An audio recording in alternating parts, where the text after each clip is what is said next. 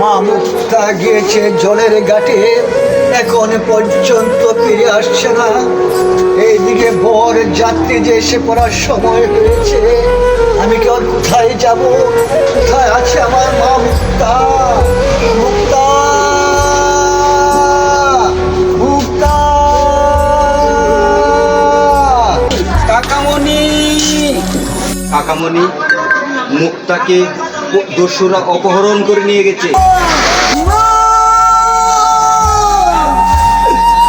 হতে পারে না, আমি বড় আশা করে মুক্তার বাসনে সাজিয়েছি। এটা হতে পারে না। বলো, বল বাবা